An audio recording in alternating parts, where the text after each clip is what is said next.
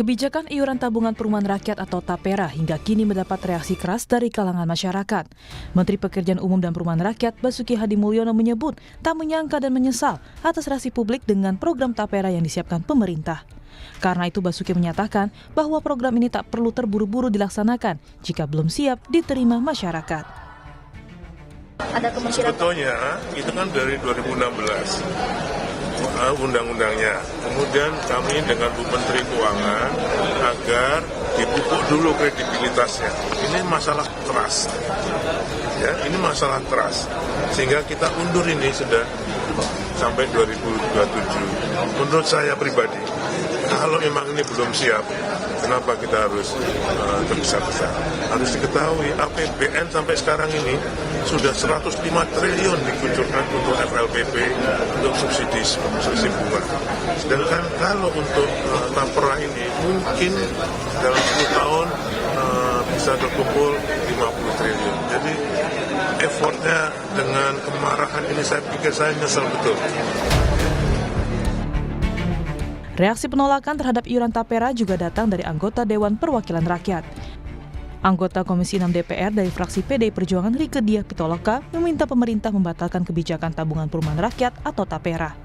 Rieke juga mendesak pemerintah membayarkan dulu dana Bapetarum TAPERA kepada pegawai negeri sipil peserta yang telah pensiun atau kepada ahli warisnya. mendesak pemerintah untuk membayarkan dana Bapetarum PNS TAPERA kepada peserta yang telah pensiun atau ahli waris peserta yang telah meninggal. Dan terakhir, mendesak pemerintah membenahi carut-marut tata kelola BP TAPERA, dan sebelum itu semua dibenahi pimpinan izin, saya menyatakan mendukung untuk pembatalan dan penundaan Peraturan Pemerintah Nomor 25 Tahun 2020, Junto Peraturan Pemerintah Nomor 21 Tahun 2024 tentang perubahan atas Peraturan Pemerintah Nomor 25 Tahun 2020 tentang tabungan perumahan rakyat. Demikian pimpinan, terima kasih. Penolakan juga diserukan oleh para buruh yang berdemo di Patung Kuda Sabta Pesona kemarin. Setidaknya ada 6 alasan buruh tolak TAPERA. Di antaranya tidak ada jaminan buruh mendapat rumah dan terlalu banyak potongan karyawan di tengah kenaikan upah yang tidak sebanding dengan daya beli masyarakat. Sementara Komisioner BP TAPERA memperjelas jika potongan gaji untuk TAPERA belum tentu dilakukan pada tahun 2027 mendatang. Hal ini dikarenakan masih diperlukannya tata kelola baik dari komite maupun pengelolaan dana dan model bisnis dalam dana tabungan perumahan rakyat. Timeline 2027 mungkin nanti Pak Prima bisa menambahkan. Itu ya tidak saklek seperti itu.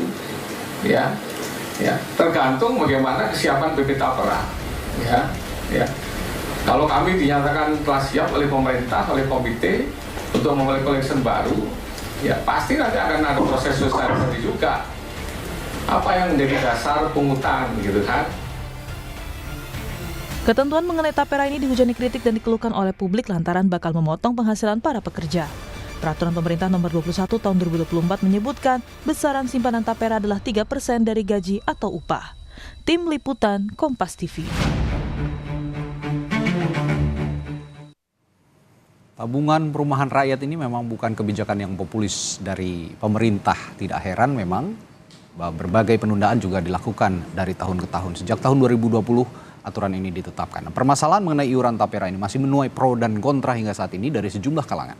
Pemerintah melalui Menteri PUPR menyebut jika program ini tidak perlu terburu-buru meski disinyalir akan ditunda. Namun apakah program ini benar menguntungkan masyarakat untuk memiliki rumah sementara masyarakat menjerit, khususnya para pekerja yang gajinya harus dipotong 2,5% untuk iuran TAPERA?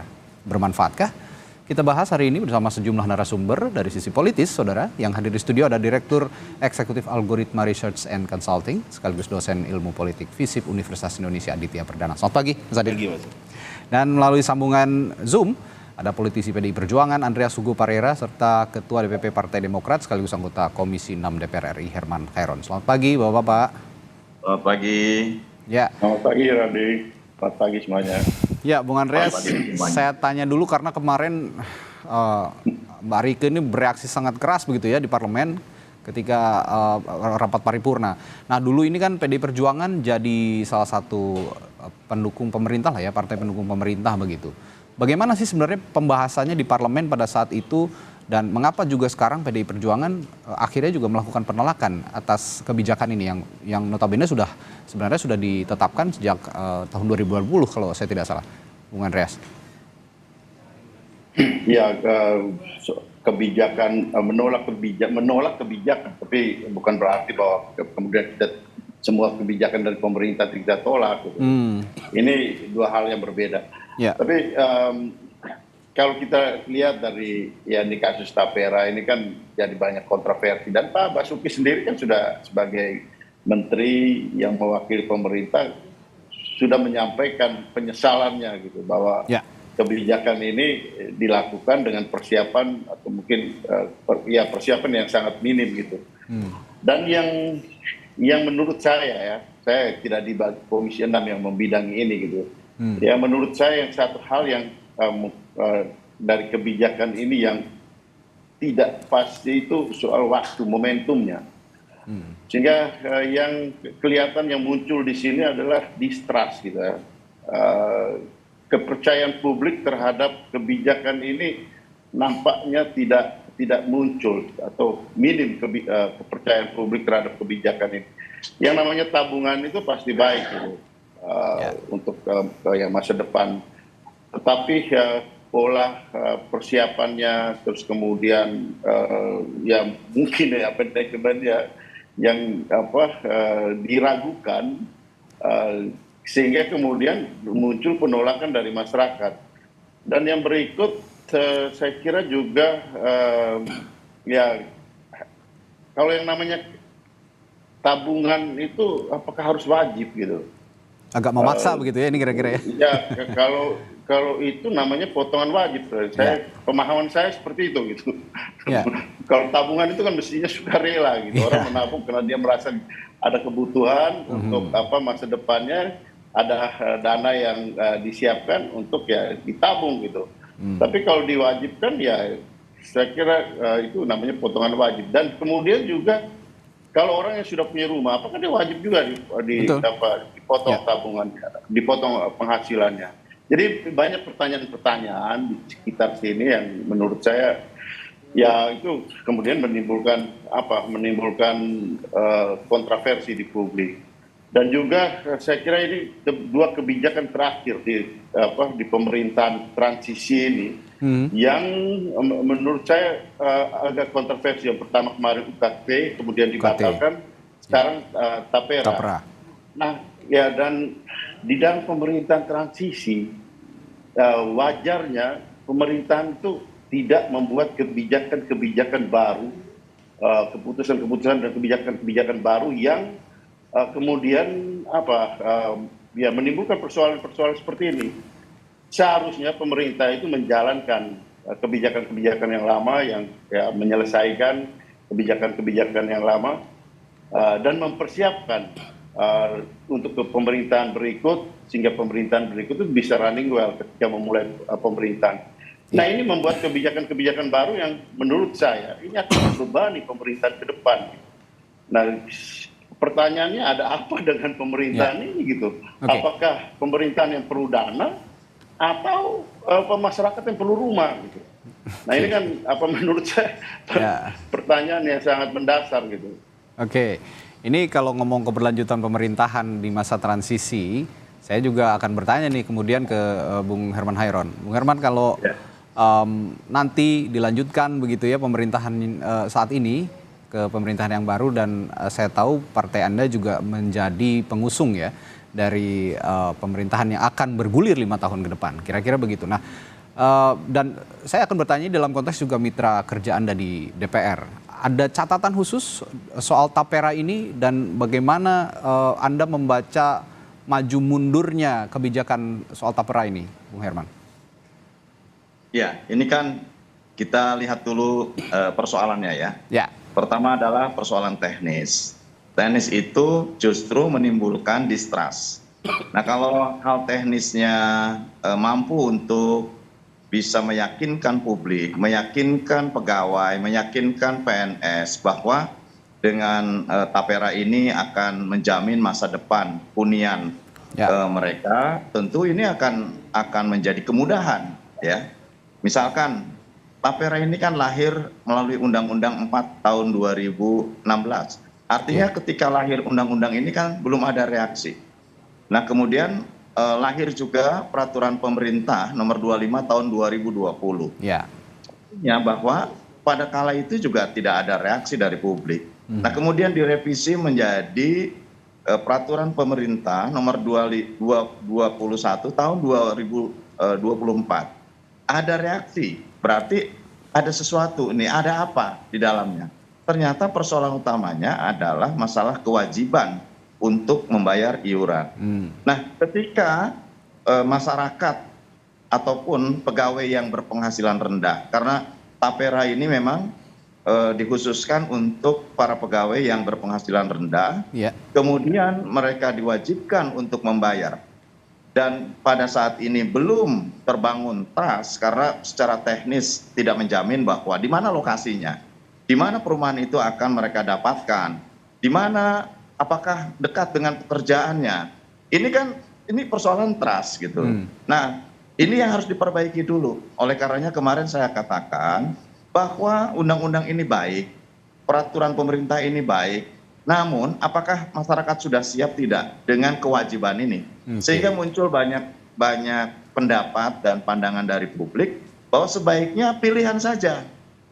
Pilihan pun kalau kemudian ini menjadi daya tarik bahwa dengan Tapera Anda masa depan dengan tenor 30 tahun dan dalam waktu 5 tahun ke depan dijamin memiliki hunian, saya kira akan berbondong-bondong meskipun pilihan gitu ya. Ini kan kewajiban yang secara teknis belum terjamin, belum ada hal yang tentu menjadi daya tarik untuk kewajibannya dibayarkan. Ya. Itu ada Bapetarum namanya. Bapetarum itu memang untuk perumahan PNS.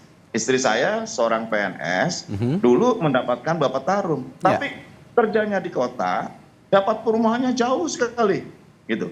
Tapi masih bersyukur masih dapat rumah nih Bung Herman. Ada juga yang sampai sekarang belum cair dan bahkan yang sudah meninggal belum juga disampaikan ke ahli waris. Supaya nyambung ya. Dikonversi dengan transportasi yang begitu jauh, tidak ekonomis gitu. Nah oleh karenanya ya kalau kerjanya di suatu tempat hitung juga jarak tempuh mereka supaya juga trust. Oh kalau saya punya perumahannya jaraknya ekonomis dengan tempat kerja, ini menarik bagi saya. Jangankan 3%, mungkin Pak Andreas juga tertarik. 5% pun tertarik kalau memang ini ada trust dari publik. Nah oleh karena itu saya kira ini harus diperbaiki. Yang kedua mekanisme ya kan, kita ini kan ada bank tabungan negara yang saat ini kan memang khusus untuk bisa membantu terhadap pembiayaan perumahan, baik yang rumah sederhana yang mendapatkan subsidi dan perumahan-perumahan yang terjangkau. Kemudian pada sisi lain ada BUMN perumahan.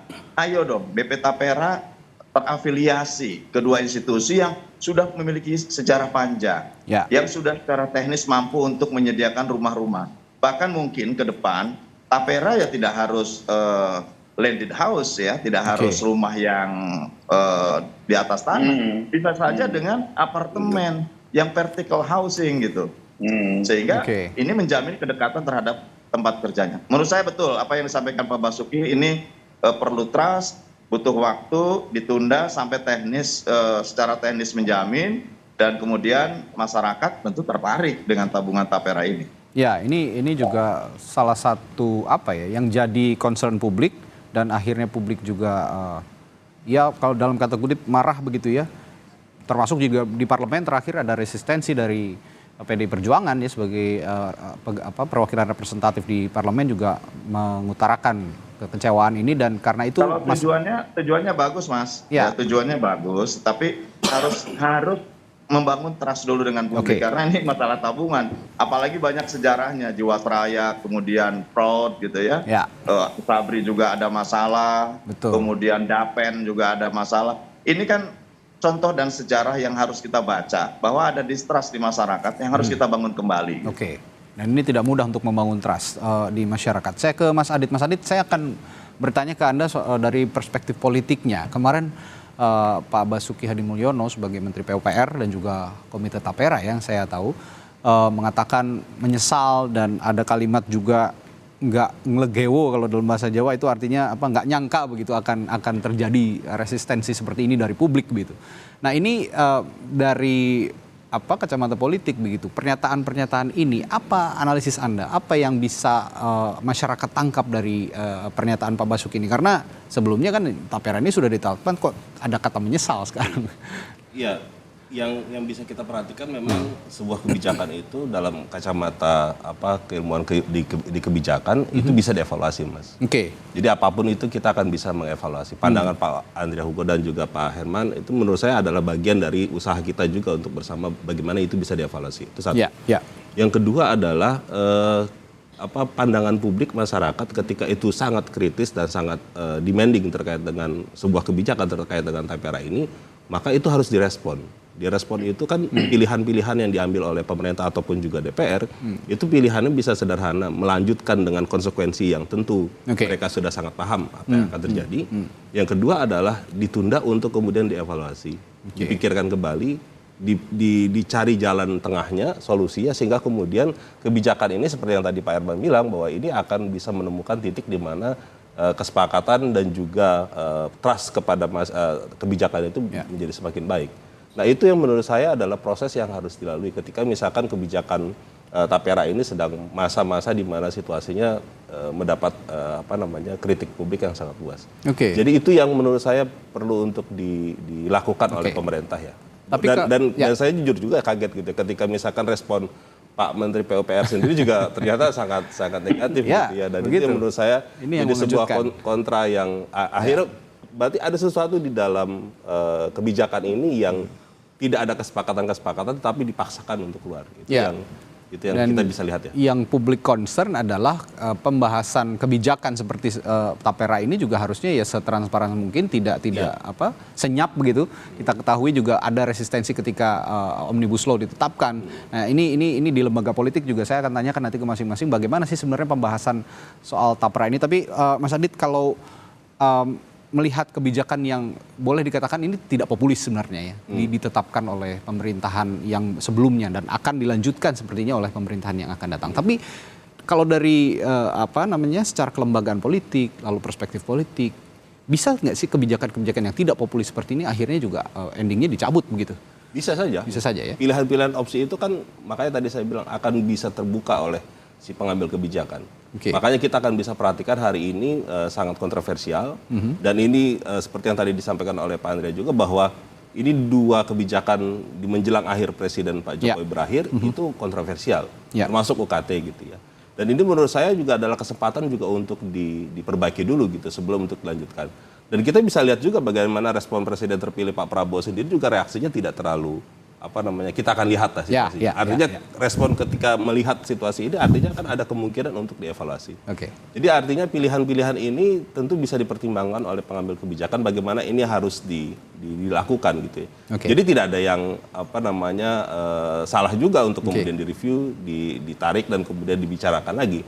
Sebagai sebuah gagasan dan ide saya pikir baik gitu ya. Tapi kemudian implementasinya secara teknis bagaimana itu dilakukan, kemudian respon publik untuk bisa mendapat ini soal transparansi, partisipasinya juga mungkin juga perlu untuk dipertimbangkan kembali. Ya, Bang Andreas, untuk mencegah resistensi yang lebih besar lagi dari publik begitu ya. Kalau lihat DPR ini kan lembaga politik yang juga bisa menampung aspirasi publik yang punya kekecewaan terhadap kebijakan Tapera ini. Nah, kira-kira bagaimana sih pola pembahasan yang terjadi di DPR untuk kebijakan-kebijakan seperti ini, terutama kebijakan yang non-populis? Nah, karena kita ketahui resistensi juga terjadi pada saat ada kebijakan Omnibus Law dan tiba-tiba saja secara senyap gitu ya, kalau publik menganggapnya begitu, banyak yang senyap tiba-tiba ditetapkan gitu. Dan jangan sampai Tapera ini juga pun kalau memang ada revisi ataupun pembahasan lebih lanjut tidak melibatkan publik. Bagaimana mekanismenya di parlemen, Bung Andreas? Ya, sebenarnya apa yang disampaikan oleh Pak Basuki itu sebenarnya sudah mewakili pemerintah. Jadi kalau di DPR ini kan kalau ada reaksi dari masyarakat baru kemudian kelihatan, atau di dalam rapat-rapat kerja ketika menteri memberikan laporan atau memberikan penjelasan tentang suatu kasus kemudian dikritik seperti kemarin ketika di Komisi 10 di Komisi Pendidikan ada teman yang mengkritik soal kebijakan yang berkaitan dengan beasiswa atau biaya pendidikan. Jadi ya kemudian ya bagaimana respon dari pemerintah terhadap kebijakan-kebijakan tersebut gitu.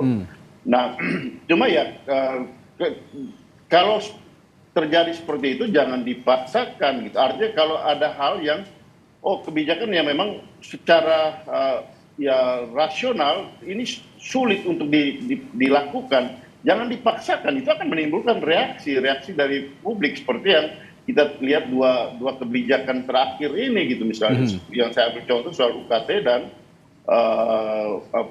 tapera ini gitu. Nah, oleh karena itu memang di sini kembali saya katakan tadi gitu, pemerintahan ini kan tinggal beberapa bulan lagi gitu, membuat keputusan-keputusan yang memang ini perintah dari undang-undang itu ada aturan regulasi dalam perundang-undangan, tetapi kalau pelaksanaannya kita belum siap dengan aturan-aturan yang pelaksanaannya, peraturan pemerintah dan pelaksanaan ke bawahnya itu belum siap, jangan dipaksakan dulu gitu. Ya, karena ini akan menimbulkan persoalan untuk yang berikut. Ya, saya katakan bahwa jangan sampai kita meninggalkan bom waktu gitu. Untuk pemerintahan yang akan datang. Kenapa? Karena dengan demikian ini akan menjadi pertanyaan-pertanyaan terus gitu. Karena ya satu hal yang saya perhatikan di sini, banyak kebijakan-kebijakan termasuk di kebijakan legislasi gitu. Sekarang juga ya ada revisi-revisi undang-undang, termasuk undang-undang penyiaran yang kemudian juga menjadi pertanyaan-pertanyaan publik gitu. Kenapa kita melakukan ini di dalam situasi transisi seperti ini gitu? Dan apa maksudnya dari kebijakan-kebijakan ini yang kemudian menimbulkan pertanyaan-pertanyaan dari pihak publik terhadap penyelenggaraan pemerintah di masa transisi ini.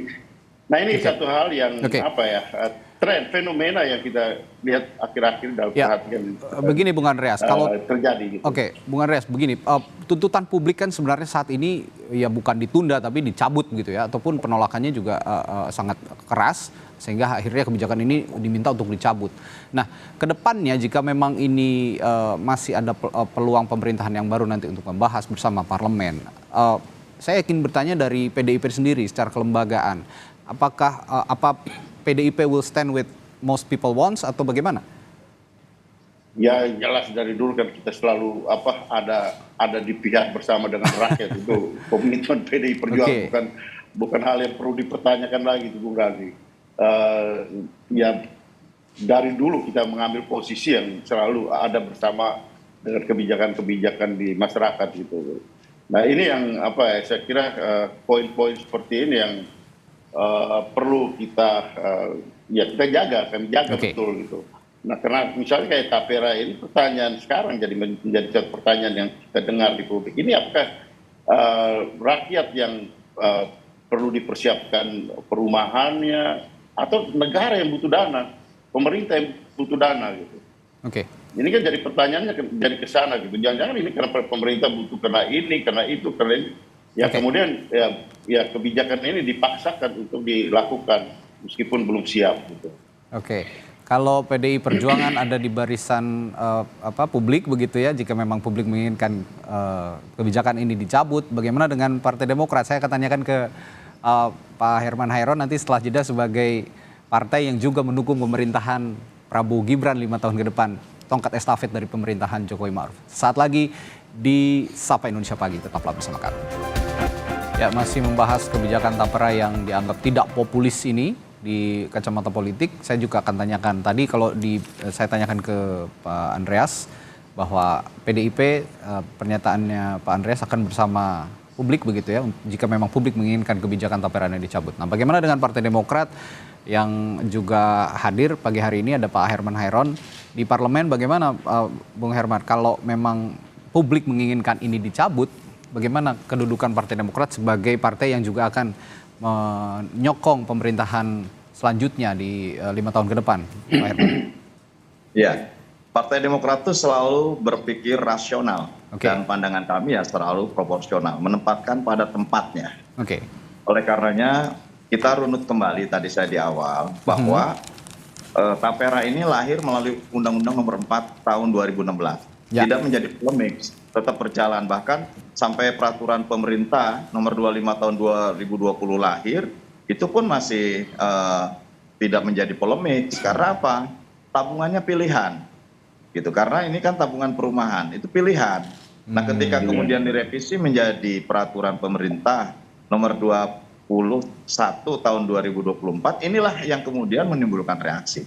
Oleh karenanya, ya persoalannya di sini gitu. Kalau persoalannya di sini, saya kira sudah keputusan yang tepat, ditunda dulu sambil nanti melakukan review apa yang menjadi keberatan publik dan mana yang tentu bisa membangun trust. Membangun trust kan harus seperti kita membeli sesuatu, ada barang ya ada uang gitu.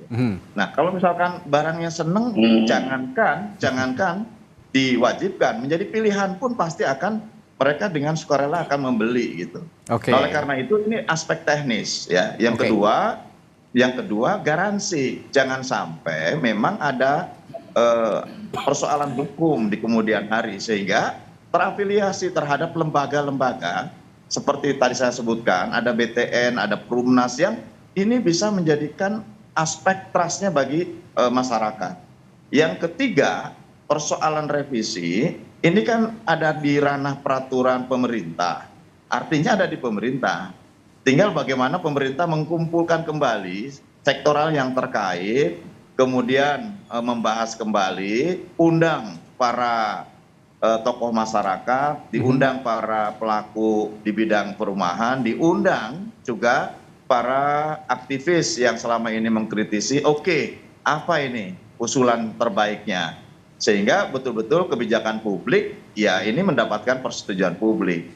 Menurut saya bagus Mas ya, kalau dari arah dan tujuannya. Karena Tapera memang disiapkan agar deadlock 11 juta rumah ini bisa terselesaikan dengan durasi dan jangka waktu tertentu. Hanya jangan sampai ada pemaksaan yang pada akhirnya memberatkan. Saya juga mencontohkan bahwa masyarakat yang berpenghasilan rendah, seperti pegawai di pabrik, PNS bergolongan rendah, ini kan gajinya juga terbatas, pendapatannya terbatas. Nah, kalau pertama sudah ada potongan BPJS, kemudian ada potongan jaminan hari tua, dipotong lagi. Ini kan juga memberatkan. Nah, untuk tidak memberatkan apa? Sudahlah menjadi pilihan saja. Nah, kalau menjadi pilihan, sajikan dong sesuatu yang baik, sehingga kemudian masyarakat akan berbondong-bondong untuk mengikuti tabungan Tapera dengan tujuan untuk bisa juga mereka terpenuhi kebutuhan hunian rumahnya. Nah, oleh karena itu bagi DPR, kalau ini persoalannya ada di undang-undang, tentu di badan legislasi, saya anggota badan legislasi, ini ada mekanisme monitoring dan pemantauan. Jadi ada pemantauan undang-undang sehingga kami bisa melihat bagaimana keefektifan undang-undang. Tapi kalau ada masalahnya ini adalah di peraturan pemerintah. Tentu pemerintah tinggal mengkoordinasikan di antara sektoral terkait, stakeholders, untuk mendudukan kembali dan kemudian bisa saja merevisi. Contoh kan kemarin banyak revisi-revisi yang telah dilakukan. Misalkan revisi dengan barang pemasukan dari luar negeri. Setelah ada reaksi, kemudian ada revisi. Kemudian ada kembali kepada peraturan pemerintah yang lama atau peraturan menteri yang lama. Kan bisa saja. Artinya ya ini adalah realitas dari kebijakan publik dan bagi kami yang di ranah politik, kalau itu menyentuh kepada persoalan undang-undang, tentu kami nanti akan melakukan pembahasan pemantauan undang-undang di badan legislasi. Jadi tidak semata-mata dicabut langsung begitu kalau saya tangkap dari pernyataan Anda Pak Herman, bahwa saat ini ada juga manfaatnya sebenarnya dari kebijakan soal Tapera ini, tapi tidak memaksa begitu kira-kira ya Pak Herman. Jadi ada pilihan bagi publik. Pilihan itu menurut saya lebih tepat ya. Ada pilihan bagi publik untuk mengikuti atau tidak, jadi tidak sifatnya tidak paksaan. Nah, tidak mandatori. Tidak mandatori. Ya. Nah, kalau ngomong-ngomong soal trust tadi yang disinggung oleh Pak Herman, Mas Adit, saya ingin melihat dari kacamata kepercayaan publik terhadap pemerintah. Ini juga kan unsur politik begitu.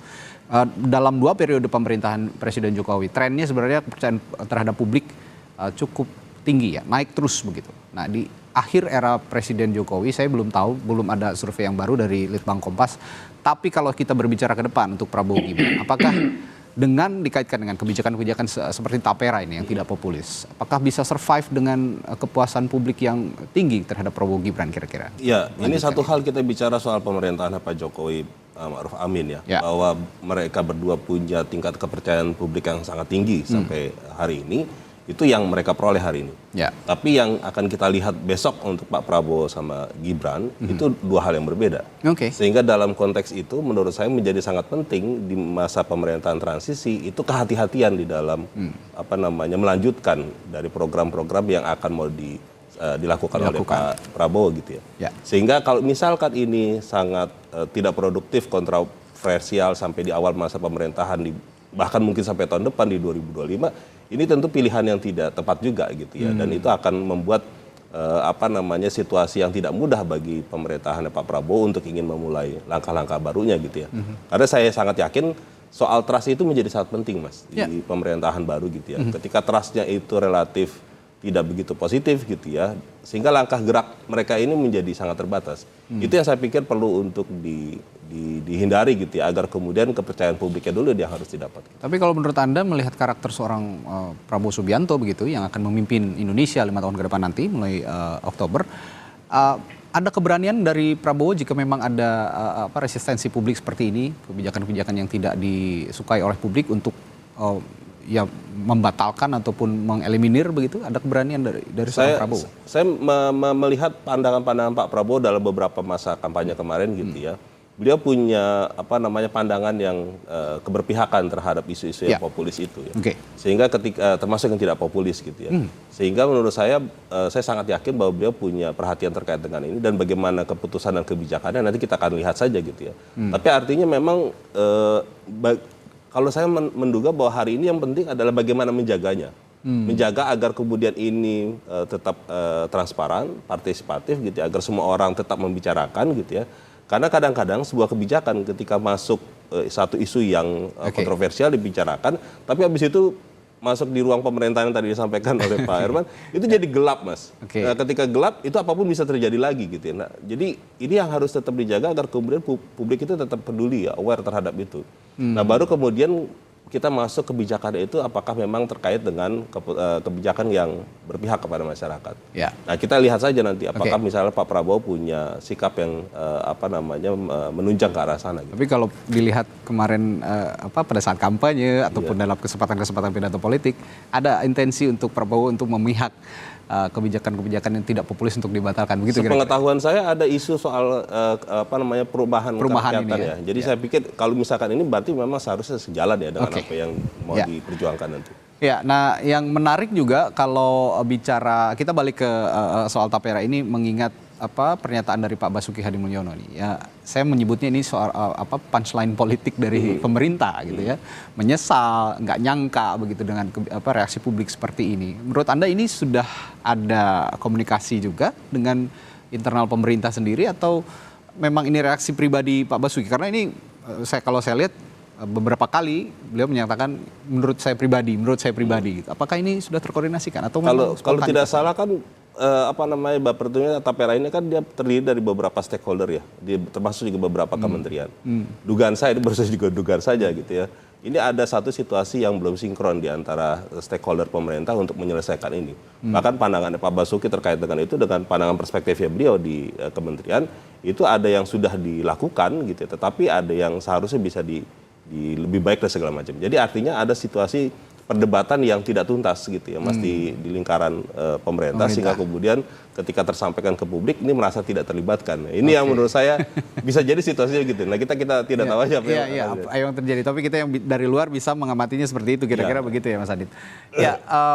Bung Andreas, ini sebenarnya balik lagi ya soal Tapera ini bukan hanya satu-satunya kebijakan yang jadi resistensi publik begitu. Ada banyak dana-dana publik yang tertahan, akhirnya tidak bisa tersalurkan dengan baik begitu ya, yang jadi catatan publik, dan akhirnya tadi seperti yang disinggung oleh Pak Herman, trust publik juga berkurang. Nah kalau menurut Anda sendiri dari PDI Perjuangan melihat kebijakan-kebijakan yang sifatnya non populis seperti ini untuk membangun trust itu kepada publik sendiri, bagaimana harusnya?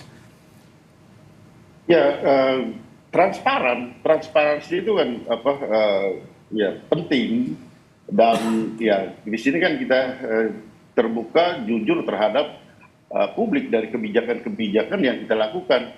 Dari apa yang itu tadi disampaikan oleh Pak Basuki, yang tadi ya diulas juga oleh kawan kita tadi, menunjukkan bahwa ada sesuatu yang belum selesai mungkin di lingkaran pemerintahan. Ya. Nah, di sini kan sebenarnya menunjukkan bahwa ada upaya untuk mungkin ada upaya untuk istilahnya apa, cepat-cepat untuk dibuat kebijakan ini yang kemudian menimbulkan reaksi dari publik yang melihat bahwa ini sesuatu yang tidak masuk dalam akal sehat mereka gitu kan. Nah, ini yang tadi disinggung oleh teman-teman kita semua bahwa ini menimbulkan distrust di publik. Gitu. Soal kepercayaan ini kan penting, Mas. Apa jadinya kalau suatu kebijakan atau pemerintah tidak dipercaya lagi oleh masyarakat? Karena kebijakan-kebijakan juga tidak dipercaya oleh masyarakat. Ya, hasil-hasil survei itu akan menjadi tidak akan ada artinya ketika publik sudah tidak percaya lagi gitu. Dan ini sangat disayangkan gitu di dalam masa transisi ini. Saya ulang lagi gitu, di dalam masa transisi ini kita artinya pemerintahan ini membuat kebijakan-kebijakan yang tidak populis gitu, tidak berpihak atau tidak melihat persoalan-persoalan real yang ada di masyarakat, yang menurut saya ini bisa menimbulkan beban untuk pemerintahan yang akan datang. Gitu. Jangan sampai ketika pemerintahan yang berikut melanjutkan distrust yang muncul dari pemerintahan saat ini. Nah, sehingga ya saya kira contoh misalnya kasus UKT, ketika reaksi dari mahasiswa ini genuine. Kalau kita lihat demonstrasi, reaksi dari mahasiswa itu kan reaksi yang genuine gitu. Bahwa mereka merasakan bahwa ada sesuatu yang mereka harus sampaikan itu, dan itu kita lihat ekspresinya. Nah, di sini juga akan kelihatan gitu.